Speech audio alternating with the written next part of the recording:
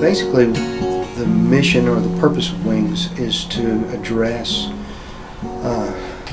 grieving children, children who've lost someone that they love, someone that's significant to them.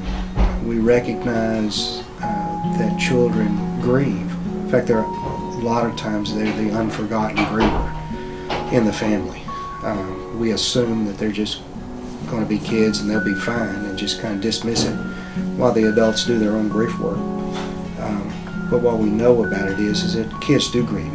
Even infants respond to loss, because grief in its very raw definition is how people respond to loss. It's a reaction to loss of something that we love. And so even infants show signs of grief. So we kind of go at it with an approach of you think of the tools in our toolbox, that we can pull out different tools with different age levels and different children. Some kids need to work it out physically and they bounce off the walls, and so we try to incorporate play therapy in what we do. Other kids respond real well to drawing, art kind of therapy, Play-Doh, clay, that sort of thing. Some do well with crafts, drawing, other music. There's just a lot of different things that we work with to find where that child is and what they respond best to.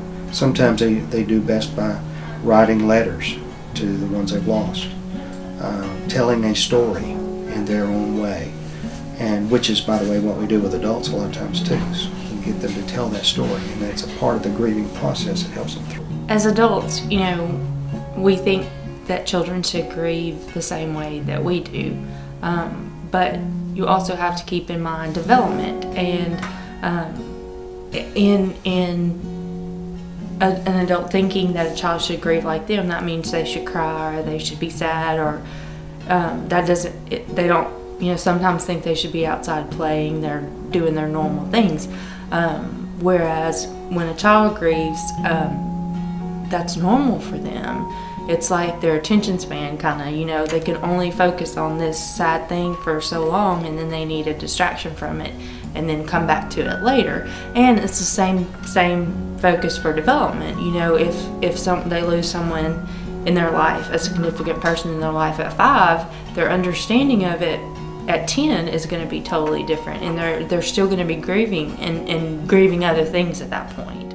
All of our services are available to all of our families with children, and we make that known up front with the nurse visit and with the admission process. They know about our bereavement services, and the Wings is part of that, which Wings is the umbrella that we work under for children's bereavement.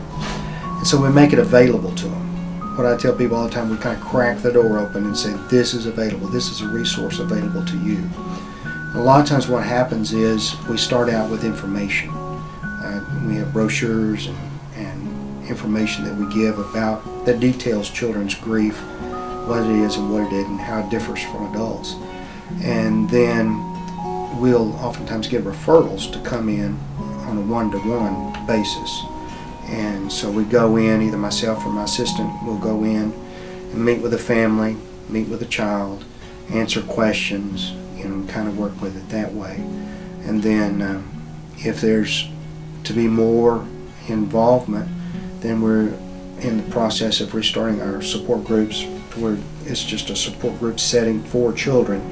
And what we do is we come together, and I facilitate the adults in a regular grief support while the children are broken down into age-appropriate groups. And we have trained facilitators, trained volunteers that work with them on their age-appropriate level. And so basically we offer individual one-on-one support for the families and the kids. And then from there we can go to support groups, and then we're pleased to have grief camps that are specifically designed for kids, which are one-day camp activities where the kids come, they go through all kinds of activities, and it's all centered around the theme of loss. And we call it Camp 3G. It's Grieve, Grow, and Go Forward. So we address the loss, we address the feelings and emotions associated with it, but we also address how to get past it and how to get through it and how to go forward. So it's kind of a three-pronged approach that we take. I'm so happy that we have this here in Tyler because children need it. And